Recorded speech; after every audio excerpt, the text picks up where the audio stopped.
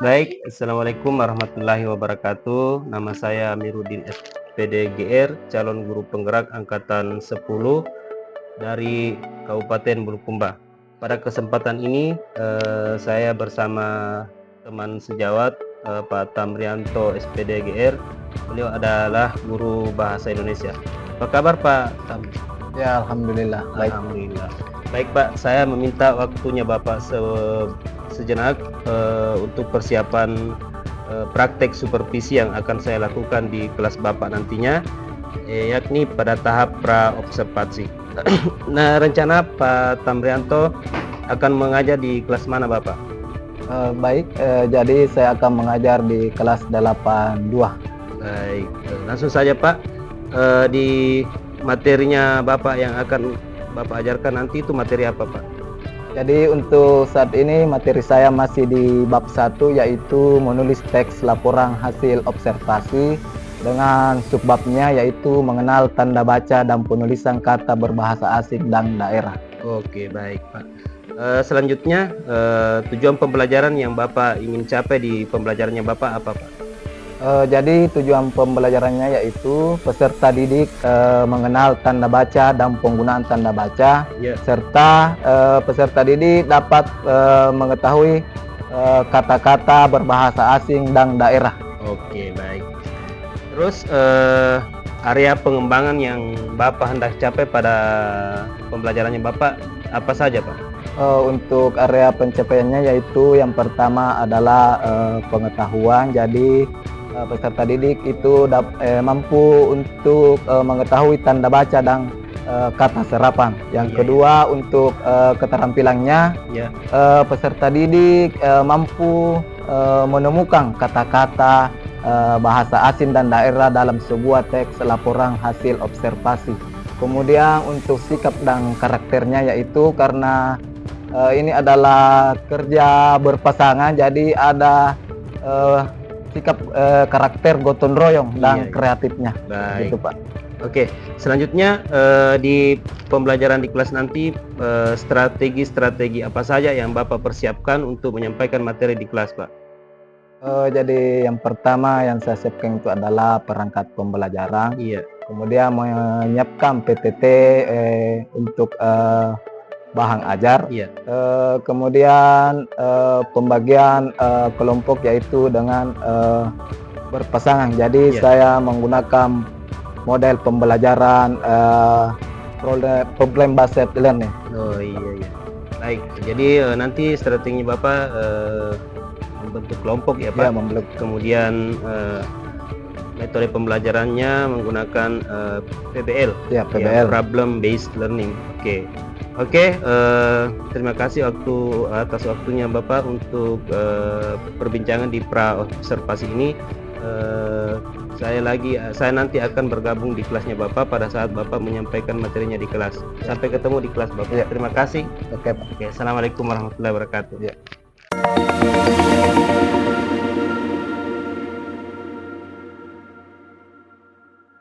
Assalamualaikum warahmatullahi wabarakatuh.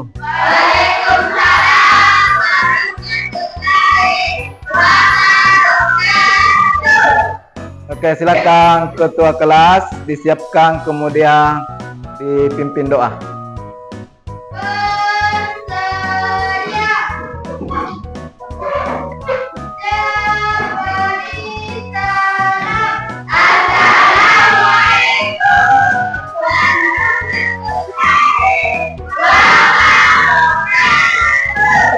Waalaikumsalam warahmatullahi wabarakatuh.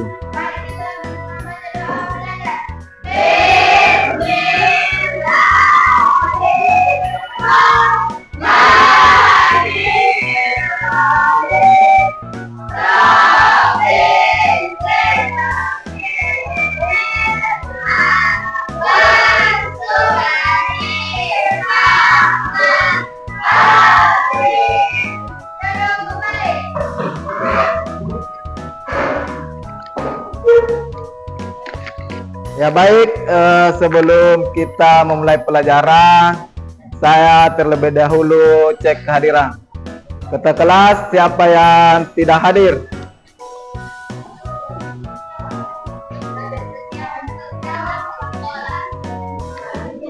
Nabil Setiawan. Kemudian Fahrial. Fahrial Isin. Siapa lagi? Adrian Persai. Kenapa ya? Alfa. Tidak ada penyampaian. Oke. Jadi teman kalian tidak 3 orang yang tidak hadir hari ini. Baik, sebelum memasuki materi, kita ice breaking terlebih dahulu. Jadi ice breaking kita hari ini clue-nya adalah saya minta.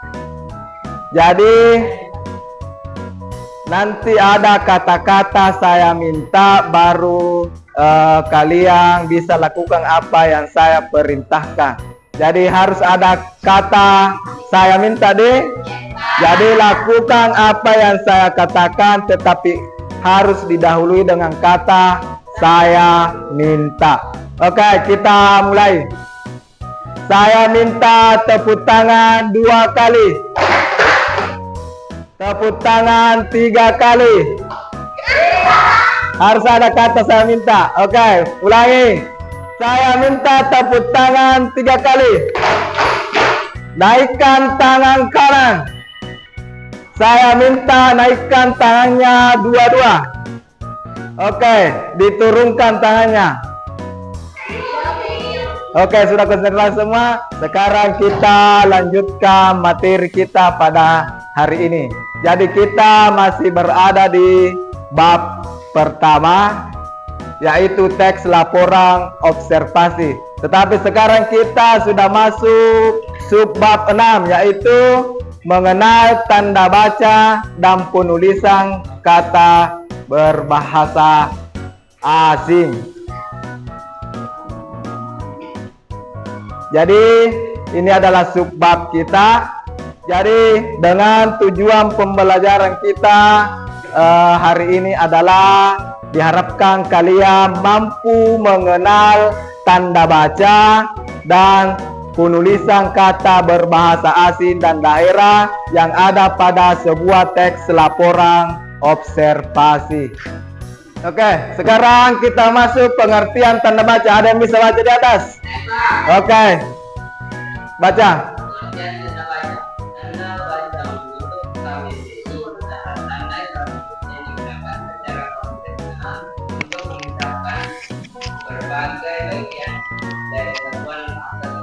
Ya, jadi tanda baca adalah tanda grafis yang digunakan secara konvensional untuk memisahkan pelbagai bagian dari satuan bahasa tertulis. Jadi ada yang sudah tahu yang mana itu yang termasuk tanda baca? Angkat tangan. Oke, satu-satu saya sebut deh. Semua akan dapat bagian. Kira-kira yang mana itu termasuk tanda baca? Apik? Koma. Jaya? Titik. Siapa lagi selain dari? Oke. Titik koma. Tanda tanya. Tanda seru. Apa lagi selain tanda seru? Masih banyak. Jaya lagi? Titik koma. Oke, Ari. Tanda tanya sudah tadi. Di bagian di sini lagi, kelompok bagian di sini. Tanda apa lagi? Tanda titik 2 sudah tadi. Apa lagi selain dari tanda titik 2? Masih banyak. Ya, tanda kurung. Ya, tanda koma atas, tanda petik. Apa lagi? Masih banyak. Oke, jadi itu adalah tadi sebagian besar dari tanda baca. Namun yang akan kita bahas hari ini adalah cuma 4. Jadi ini adalah 4 tanda baca yang kita pelajari hari ini. Yang pertama adalah tanda titik, yang kedua adalah tanda koma, yang ketiga adalah tanda titik 2, dan keempat adalah tanda titik koma. Oke, kita bahas satu-satu dulu.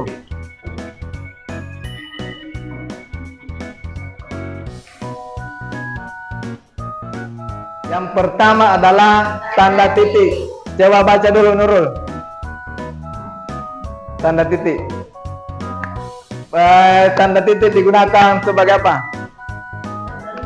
Dibaca saja. Ya, jadi fungsi tanda titik yang pertama di sini adalah tanda titik dipakai untuk mengakhiri kalimat. Jadi jika sebuah kata-kata, kumpulan kata-kata tidak diakhiri dengan tanda titik, maka itu belum dinamakan sebuah kalimat, tetapi masih dinamakan frasa. Jadi nanti ada titiknya baru dinamakan sebuah kalimat. Jadi contohnya seperti di atas, Ali naik sepeda ke sekolah, kemudian diakhiri dengan tanda titik. Jadi jika tidak diakhiri dengan tanda titik, maka Ali naik sepeda ke sekolah itu masih dengan kata frasa. Jadi masih frasa, belum dinamakan sebuah kalimat. Jadi harus diakhiri dengan tanda titik. Jadi semua kalimat harus diakhiri dengan tanda titik. Jadi sudah paham ini penggunaan tanda titik. Yang pertama, jadi tanda titik digunakan di akhir kalimat. Kemudian lanjut,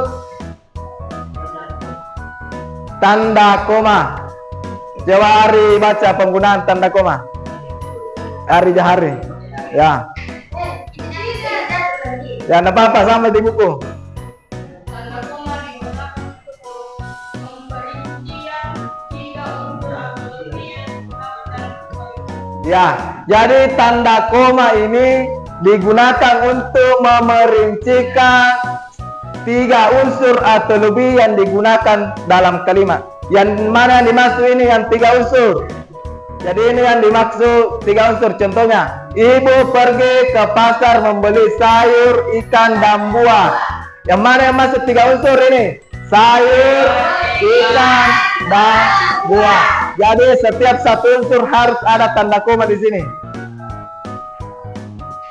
Jadi ini adalah penggunaan tanda koma. Jadi harus ada koma di setiap unsur. Jadi ini adalah penggunaan tanda koma. Sudah paham penggunaan tanda koma? Kalau sudah paham, kita lanjut ke tanda baca.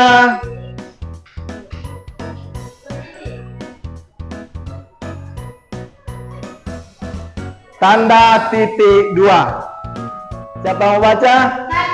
Oke, Sapi.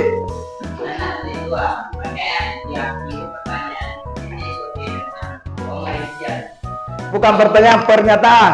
Jadi tanda titik dua dipakai di akhir pernyataan yang diikuti dengan pemerincian.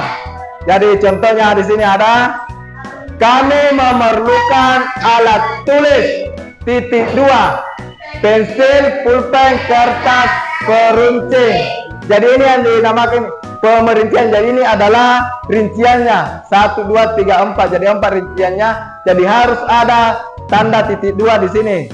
Contoh lain, acara dilaksanakan pada hari titik dua. Bila acara akan dilaksanakan pada titik dua, hari, tanggal, tempat. Begitu deh? Ya. Jadi sudah paham penggunaan tanda titik dua? Ya. Oke, lanjut. Tanda baca titik koma. Oke, Putri baca.